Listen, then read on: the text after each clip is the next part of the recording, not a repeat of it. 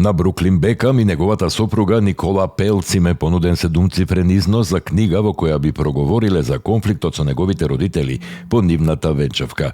Според пишувањата на британските медиуми, издавачката куќа Penguin Random House, која стои зад мемуарите на принцот Хари, резерва, веќе води преговори со парот со цел да постигне договор. Неименуван извор тврди дека интересот кај издавачите е огромен. Сите се борат да дојдат до оваа приказна, но овие компании воопшто не им гајле за Викторија Бекам и Девид Бекам и подготвени се да платат за Бруклин отворено да ја раскаже својата страна, особено ако навистина е подготвен трајно да ги прекине односите со своите родители, вели изворот. Според истиот извор, Бруклин има многу работи што го оптоваруваат и сега е вистинскиот момент тие да ги преточи на хартија. Одлуката е целосно негова и на неговата жена, а нивните книжевни можности се речиси неограничени, особено ако Бруклин навистина чувствува дека во себе има приказна за книга од 300 страници. Изворите велат и дека двојката би можела да ги следи стапките на принцот Хари и Меган Маркл, па дури и да даде интервју во стилот на нивниот разговор со Опра Винфри. Овие тврдења доаѓаат откако се појавија информации дека војводата од Сасекс наводно му дава совети на Бруклин како да се справи со јавниот прекин на односите со неговите родители.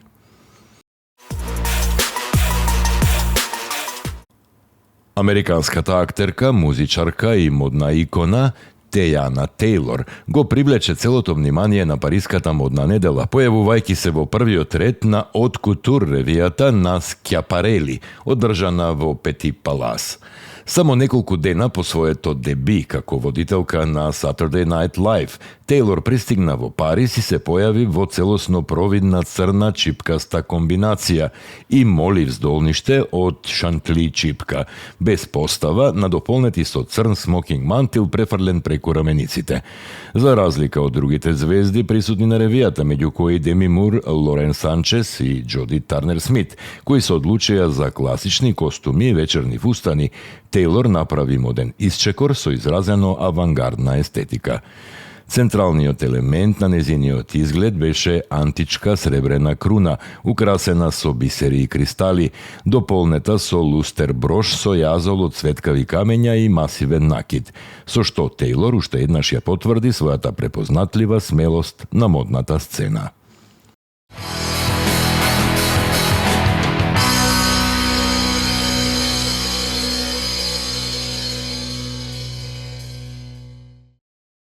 Александар Митевски е роден во Скопје на 27 јануари 1978 година. Тој е македонски пејач на забавна музика, композитор и продуцент. Митевски за прв пат се појави на македонската сцена како тинејџер во 1993 година, кога со рап бендот OK Band учествуваше на Rap and Roll фестивалот во организација на ревијата Екран. Во 1995 почнува своја соло кариера и како деби сингл ја пишува и издава баладата Матадор во срцето. За прв пат во 1996 се појавува на фестивалите како автор, кога на Штипскиот Макфест неговата песна Виолина и гитара во изведба на Дуле и Коки ја освои првата награда од публиката, а тој е автор на текстот. Во 1997 се појавува за прв пат на Макфест со песната 15:2. И истата таа година во издание на Макфест од Штип се појавува неговата деби касета Ти си секси. Инаку материјалот за овој проект е снимен во студиото Enterprise на Валентино Скендеровски, освен една тема снимена во студиото на Бранко Попчевски.